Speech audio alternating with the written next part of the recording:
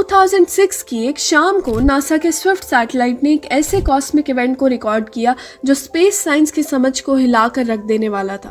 एक gamma ray burst GRB 060614 जो 102 seconds तक चला और फिर बिना किसी ट्रेस के हवा में गायब हो गया। लेकिन सबसे हैरान करने वाली बात ये थी कि ये बर्स्ट एक ऐसी जगह से आया था जहाँ किसी सुपरनोवा या एक्सप्लोजन का होना नामुमकिन था। ये इवेंट इतना अनोखा था कि एस्ट्रोफिजिस्ट इसे एक्सप्लेन करने के लिए एक नई थ्योरी तक पहुंच गए। क्या ये एक वाइट होल का बर्थ या डेथ मूवमेंट हो सकता है? वाइट होल्स ऐसे कॉस्मिक एंटिटीज हैं जो थ्योरेटिकली ब्लैक होल्स के एग्जैक्ट अपोजिट होती हैं। जहां ब्लैक होल सब कुछ अपनी तरफ खींच लेते हैं, वहीं वाइट होल सिर्फ मैटर और एनर्जी को बाहर निकालने का काम करते हैं। लेकिन क्या ये सिर्फ एक थ्योरी थी या वो भी नहीं? क्या GRB 060614 एक ऐसा इवेंट था जो हमें एक नए कॉस्मिक रियलिटी के बारे में बता गया? अगर आपको ये सब फैसिनेटिंग लग रहा है तो सोचिए, अल्बर्ट आइंस्टाइन ने 1916 में जब अपनी जनरल थ्योरी ऑफ रिलेटिविटी के अंदर ब्लैक होल्स का प्रिडिक्शन किया था, तब लोग भी इसे सिर्फ एक थ्योरेटिकल कॉन्सेप्ट मानते थे। लेकिन एक सेंचुरी के बाद 2019 में जब इंटरनेशनल इवेंट होराइजन टेलीस्कोप ने पहली बार एक ब्लैक होल की फोटो को कैप्चर किया, तब दुनिया ने माना कि ये सिर्फ एक थ्योरी नहीं बल्कि सच है। तो अगर हमने एक दिन ब्लैक होल्स को प्रूव किया, तो क्या ये हो सकता है कि वाइट होल्स भी कहीं ना कहीं कॉस्मिक कैनवस में अपनी एग्जिस्टेंस रखते हो? या क्या GRB 060614 वाकई एक वाइट होल का सबसे पहला ग्लिम्स था? इस वीडियो में हम सिर्फ एक थ्योरी नहीं बल्कि एक ऐसे कॉस्मिक पजल को एक्सप्लोर करेंगे जो साइंस की बाउंड्रीज को आगे ढकेल सकता है। तो चलिए शुरू करते हैं। नाउ वाइट होल असल में होता क्या है? अगर कोई वाइट होल को दूर से देखे तो ये एक ब्लैक होल जैसा ही लगेगा। उसके इवेंट होराइजन के चारों तरफ एक डस्ट और गैस का रिंग होता है, लेकिन फंक्शनली ये ब्लैक होल का एग्जैक्ट अपोजिट भाई होता है। जहाँ एक ब्लैक होल सब कुछ अपनी तरफ खींच लेता है, वहीं एक वाइट होल चीजें बाहर फेंकता है। इस वजह से इन्हें ब्लैक होल का निग्लेक्टेड ट्विन भी कहा जाता है। अब एक एग्जाम्पल से बात करते हैं। अगर एक स्पेसशिप ब्लैक होल में चली जाए तो उसका रिजल्ट बहुत डेंजरस होगा। जैसे ही स्पेसशिप इवेंट होराइजन के पास पहुंचती है, उस पर ग्रेविटी का इतना ज़्यादा असर बढ़ जाएगा कि वो स्पेगेटिफिकेशन का शिकार हो जाएगी। मतलब एक एक एटम खींचकर लंबे धागे की तरह बन जाएगा। बाहर से देखने वाले को लगेगा कि स्पेसशिप धीरे धीरे रुक गई है, लेकिन अंदर जाने वाले के लिए टाइम और जगह दोनों अपनी इम्पोर्टेंस खो देंगे और फिर स्पेसशिप सिंगुलैरिटी तक पहुंचकर या तो बिल्कुल डिस्ट्रॉय हो जाएगी या किसी वार्म होल या दूसरी रियलिटी में पहुंच सकती है।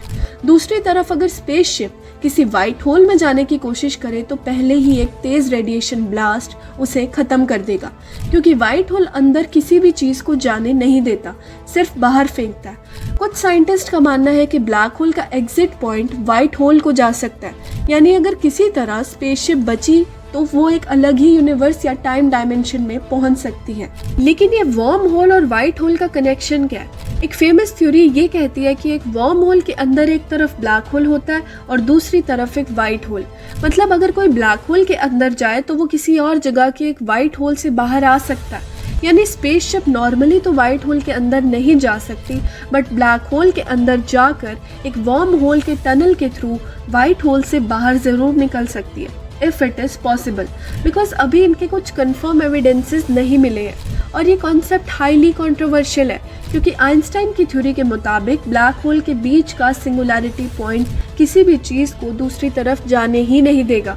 तो फिर जो भी कुछ ब्लैक होल के अंदर चला जाता है वो मोस्टली डिस्ट्रॉय ही हो जाता है। बट अगर हम बात करें कि वाइट होल का बर्थ होता कैसे है, तो उनका कनेक्शन क्वांटम फिजिक्स और ब्लैक होल से हो सकता है। स्टीफन हॉकिंग ने दिखाया था कि ब्लैक होल्स टाइम के साथ अपना मास लूज करते हैं और इवेंचुअली इवेपोरेट हो जाते हैं। लेकिन जो इन्फॉर्मेशन ब्लैक होल निगल चुका होता है वो कहाँ जाती है? इसका एक जवाब हो सकता है वाइट होल्स। कुछ थ्योरीज ये कहती हैं कि ब्लैक होल्स मरने के बाद एक वाइट होल में ट्रांसफॉर्म हो सकते हैं। कार्लो रिवेली की थ्योरी के मुताबिक जब एक ब्लैक होल क्वांटम लेवल पे बहुत छोटा हो जाता है तो एक क्वांटम बाउंस की वजह से वो एक्सप्लोड हो सकता है और एक वाइट होल बन सकता है। अगर ये सच है तो इसका मतलब है कि वाइट होल्स सिर्फ एक ब्लैक होल का लास्ट स्टेज भी हो सकते हैं, और इसका एक बड़ा इम्प्लीकेशन ये भी हो सकता है कि ब्लैक होल से गायब होने वाली सारी इंफॉर्मेशन एक नए यूनिवर्स में वाइट होल्स के थ्रू रिलीज होती हो। मतलब हो सकता है कि हर ब्लैक होल एक और यूनिवर्स का बर्थ हो। इवन कुछ क्वांटम साइंटिस्ट का एक ऑल्टरनेटिव थ्योरी ये कहता है कि जब एक ब्लैक होल मरने लगता है तो ये एक माइक्रोग्राम के साइज जितना छोटा हो सकता है, और इस स्टेज पर ये फिजिक्स के नॉर्मल रूल्स को भी फॉलो नहीं करेगा। इसके अंदर जितनी भी चीजें उसने पूरी जिंदगी निगली होंगी वो सब कुछ अपने अंदर समाये रखेगा, और फिर एक दिन ये धीरे धीरे या एक एक्सप्लोजन के साथ सब कुछ वापस बाहर फेंकना शुरू कर देगा। इस थ्योरी को सुन के कुछ साइंटिस्ट ने इसे बिग बैंग थ्योरी से कंपेयर किया, क्योंकि जैसे बिग बैंग ने एक मैसिव एक्सप्लोजन के थ्रू यूनिवर्स क्रिएट किया, वैसे ही एक वाइट होल भी एक सडन बर्स्ट से मैटर और एनर्जी को रिलीज कर सकता है। एक और थ्योरी कहती है कि वाइट होल्स और बिग बैंग एक ही चीज हो सकती है। बिग बैंग भी एक ऐसे पॉइंट से शुरू हुआ जहां से इनफाइनाइट एनर्जी और मैटर रिलीज हुआ, लेकिन उसमें सिंगुलैरिटी नहीं थी, बल्कि पूरे यूनिवर्स में एक साथ एक्सप्लोजन हुआ था। कुछ साइंटिस्ट का मानना है कि शायद हमारा पूरा यूनिवर्स एक वाइट होल का रिजल्ट हो सकता है, जिसमें मैटर किसी और जगह से इमर्ज हुआ हो। नाउ अब आपको एक फैसिनेटिंग चीज बताती हूँ। व्हाइट होल्स का कॉन्सेप्ट एक और बड़े सवाल को खड़ा करता है कि क्या टाइम रिवर्स हो सकता है, क्योंकि व्हाइट होल्स एंट्रोपी को कम करते हैं। एंट्रोपी का मतलब होता है रैंडमनेस या डिसऑर्डर का बढ़ना।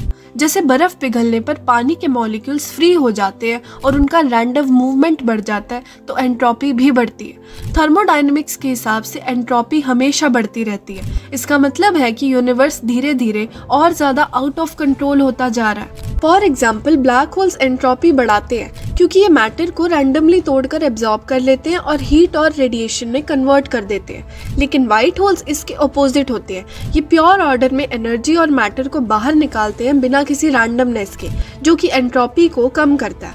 अगर व्हाइट होल्स एग्जिस्ट करते हैं तो ये एंट्रोपी को कम करने का ही काम करते हैं, जो थर्मोडायनेमिक्स के सेकेंड लॉ के खिलाफ है, क्योंकि यूनिवर्स में एंट्रोपी हमेशा बढ़नी चाहिए, लेकिन व्हाइट होल्स एंट्रोपी को डिक्रीज कर सकते हैं। तो इसका एक शॉकिंग इम्प्लीकेशन हो सकता है, शायद टाइम रिवर्सल पॉसिबल हो। मतलब थ्योरेटिकली अगर किसी सिस्टम में एंट्रोपी कम हो रही है तो टाइम भी उल्टा चल सकता है, लेकिन फिलहाल इसका कोई प्रैक्टिकल प्रूफ नहीं है जो दिखाए कि टाइम वाकई रिवर्स हो सकता है। व्हाइट होल सिर्फ एक थ्योरेटिकल पॉसिबिलिटी है, लेकिन अगर कभी उनका एग्जिस्टेंस प्रूफ हो गया तो हो सकता है कि हम टाइम ट्रैवल या रिवर्स टाइम के कॉन्सेप्ट को और अच्छी तरह से समझ सके।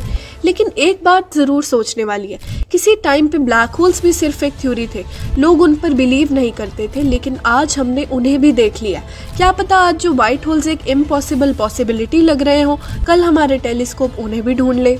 अगर ये वीडियो ने आपको कुछ नया बताया तो फटाफट लाइक करके जाओ, और अगर आप चाहते हो कि आपको ऐसे ही इनसेन इन्फॉर्मेशन मिलती रहे तो सब्सक्राइब करो, वरना कहीं ये नॉलेज भी ब्लैक होल में गिर के गायब ना हो जाए।